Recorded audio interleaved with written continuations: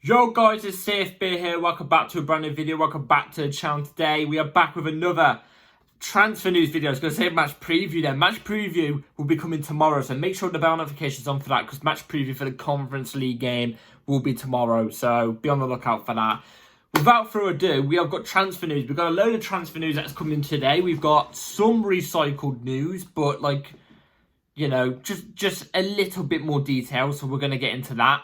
And also, we've got some new news which has happened. So before we do get into everything, please like, subscribe, hit the bell notification so notified every time I upload a video. Also, first link in the description to my streaming channel. Go and check it out. It'd be very much appreciated. And without further ado, we're going to jump straight into it. We're going to dive straight into the video. Like I'm diving through the phone right now. You know what I'm trying to say? So, going to start off with the first thing. We're going to quickly talk about this because we've got a person to congratulate, which literally just happened about 20 minutes ago. It's right here on the screen.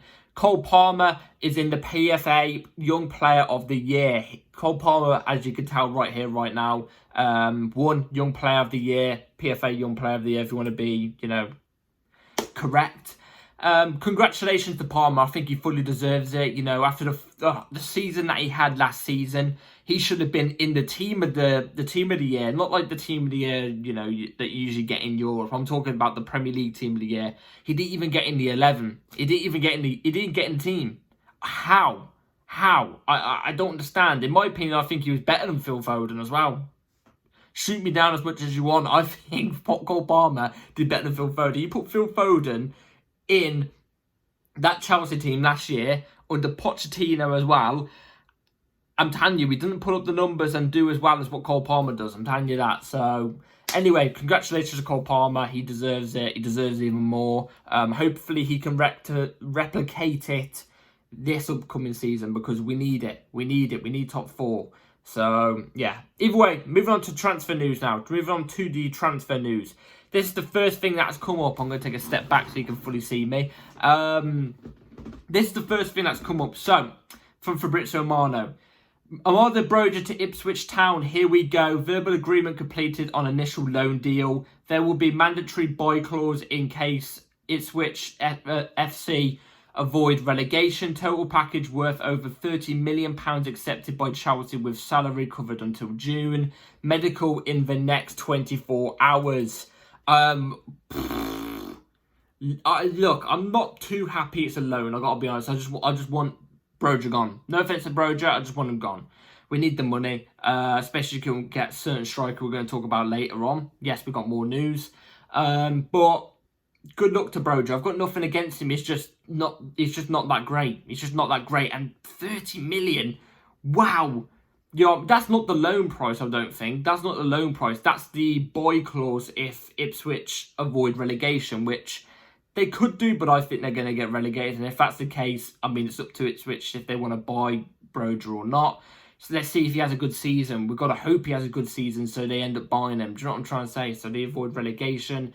But look, it's literally all just down to injury with Broja. Broja was all down to injury. He had every tool set to become a top striker. Pace, aggression, strength, shooting ability. He had everything. The tallness, the height, he had everything. And then that injury, in my opinion, well, he got injuries before that kind of hindered him a little bit, but you could still tell in the future he's going to be a top player. It was the injury in a friendly against Aston Villa, I think it was in 2022, I think it was, if I'm not mistaken, that kept him out for a length of time, like quite a long time.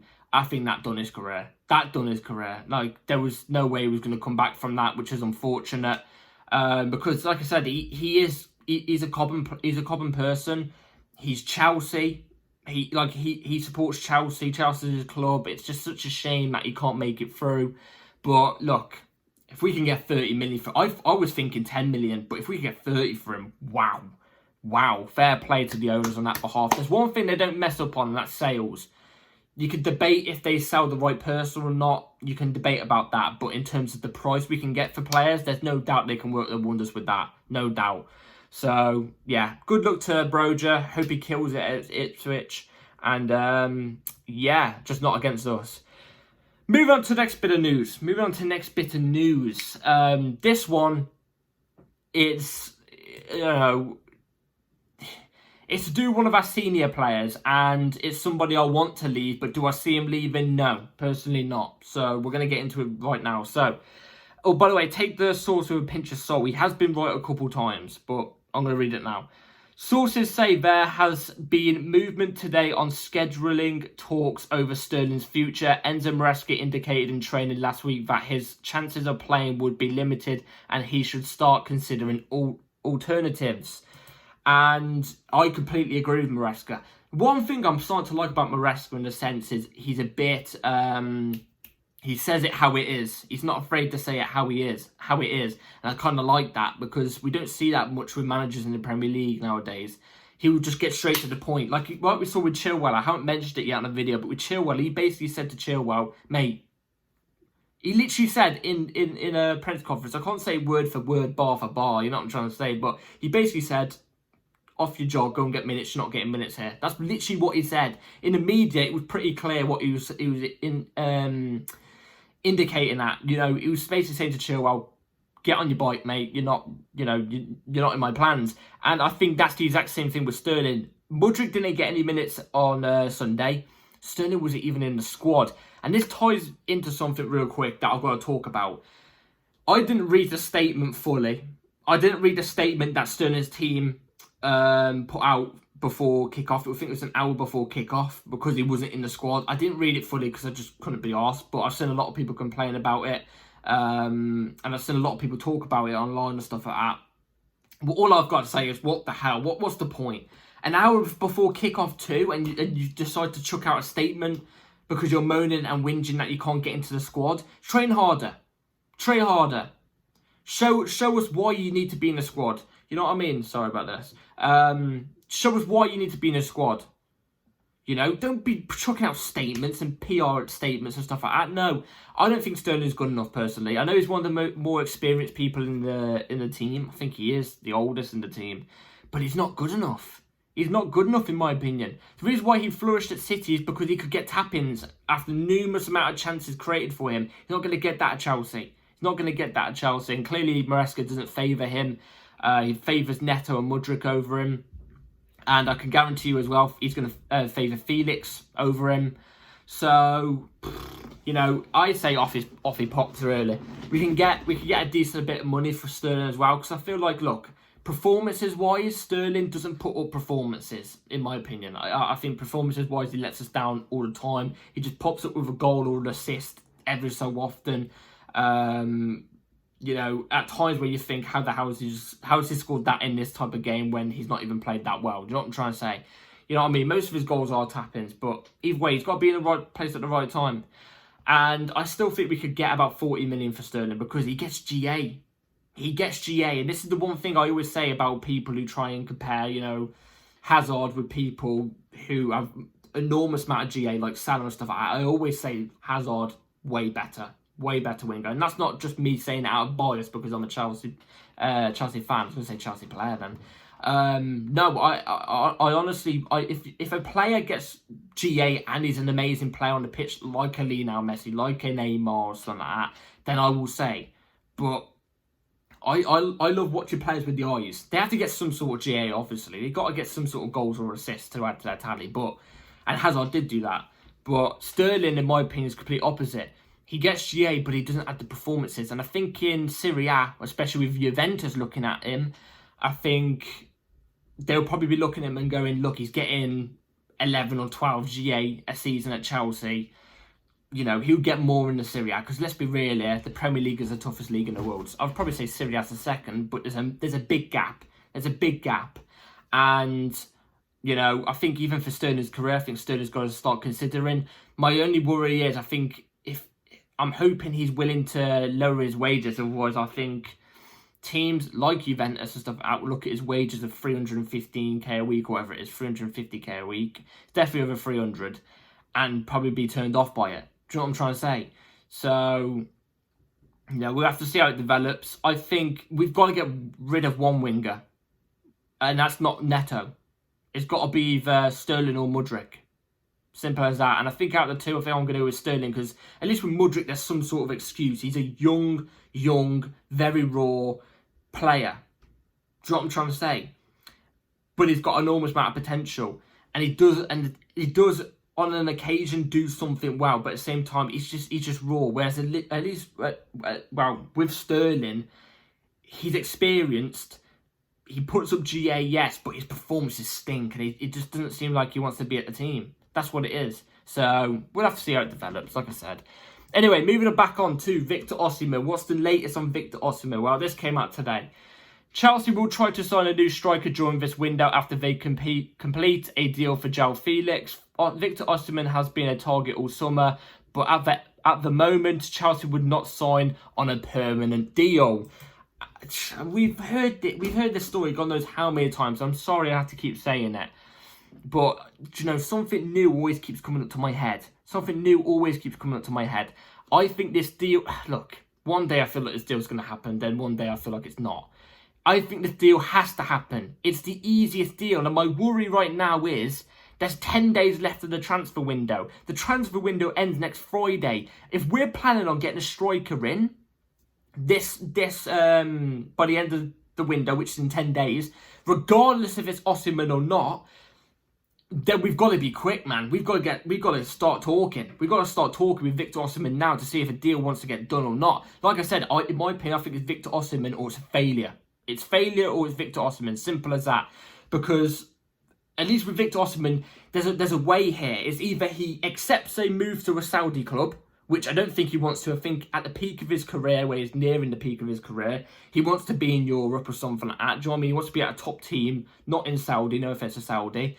He's either got Saudi offer on the table, he's got a loan to Chelsea, which if he impresses, then he's got a free run to come to Chelsea and show the world what he's about in the hardest league in the world. He wants to move to Chelsea. He's a Chelsea fan. He wants a Premier League move. He said that. So he's got the Chelsea move, or he could sit and rot in Napoli's reserves. Simple as that.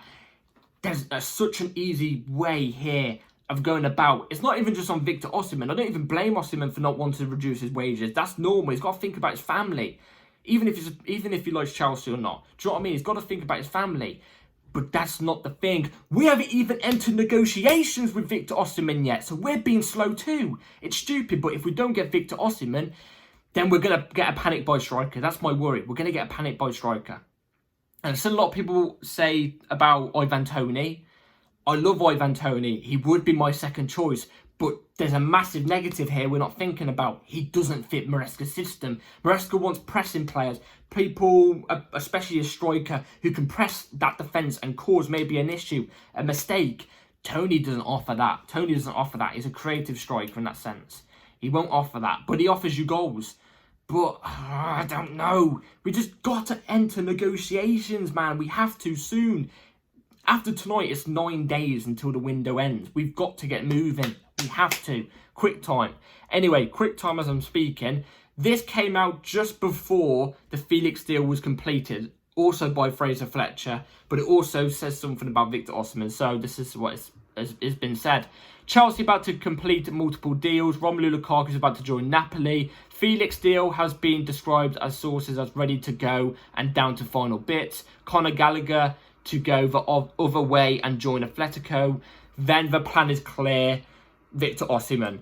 So ignore everything. Everything else we've seen. Gallagher, yes, he's left to Atletico Madrid now. Felix, the deal's done already. Lukaku to Napoli, literally, I think it's about to happen. It's about to happen. This could happen at any time now, in my opinion. The main thing we've got to focus on in that text, because we've seen everything else go down already, is the Victor Osimhen plan. So far, everything that Fraser Fletcher has said has happened. You know, we've all read it out. We've all seen it the past couple of days. He says at the bottom, the plan is clear. After everything's done, then it's focused on Victor Osimhen. Then we better get focused. We've got to get focused. There's not long left now. There's not long left. There's not. And I get it. We could be leaving it to go down to the final days. But then I worry that, you know, a Saudi club will come in and then Victor Osimhen will probably look and go, well, I've got no other options. Do you know what I'm trying to say? Whereas if we're there and we're showing Victor Osimhen, yes, we're there. We're just, you know, we might be leaving it to the final days. And Victor Osimhen knows that and he knows we're trying to play hardball. Then at least there's something there. Do you know what I'm trying to say? But I'm worrying now. I'm very worried. Like, the days are starting to tick now. But that means keep the bell notification on, because videos are going to be coming in hot, baby. Like a spicy hot wing or at a bloody Nando's seasoning. I don't know. Either way, moving on to the last bit of news. We better get that Osimhen deal done. If we don't, the world's going up in flames. Yeah, this is the last bit of news, and also from Fraser Fletcher. So, Chelsea willing to listen to offers for Benoit Badiashile and are hoping to finalise Trevor Chalobah's exit before window closes. Joe Gomez is listed as a potential defensive reinforcement.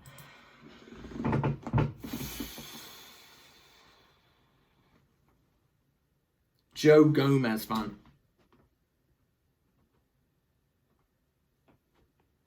The Liverpool centre-back, if you don't know him, I can't believe this. I don't want Badiashile to leave. When he first came in, I think he was very solid. When he first came in, he didn't even put foot wrong. He was one of our best defenders. And then last season, he had that injury. But when he came back from injury, he probably only had about 3 or 4 games where I'd actually look at him and go, oh my God, you've actually been decent this game. The rest of the other games, he stunk. Pre-season, he didn't look great, but he looked okay. You know what I mean? He's got to up it this season, so I'd still give him another season. Trevor Chalobah, you all know my thoughts about Trevor Chalobah. I think we should keep him, but that's going. He's going. Simple as that. He's not going to get start. But Joe Gomez, it doesn't make sense. It don't make sense. What's the point? You know, is he even a left centre back? You know, he's not even a top centre back. He doesn't even get in the Liverpool 11. You know, if I was Chelsea, I'd be looking at people like Bastoni. I don't think this guy's a left centre back, but I think he can play left centre back. But I'll be looking at Barcelona centre back Araujo as an example. But we're looking at Joe Gomez. I don't know. It makes me want to cry in a sense. You know what I'm trying to say? Who's cutting onions? Not me. But I'm starting to become a tear. But I don't know. It's probably another cheap wage thing. In my opinion, I don't think we will go for another centre-back anyway, so I don't think we need to worry. I don't think Badiashile will be leaving. I think Trev will be leaving, but at the moment, nobody's come in for him, so I guess that's good. So hopefully Maresca can still give him a try, but I don't think it's going to happen. But yeah, anyway, that's it for all the transfer news. Let me know in the comments down below what you all think about the news. I will be here tomorrow for the match preview for Chelsea's start of the Conference League, so make sure the bell notification's on. Like, subscribe, everybody. Take care all. Have a good rest of your day and night. And yeah, be ready for tomorrow's upload. Peace.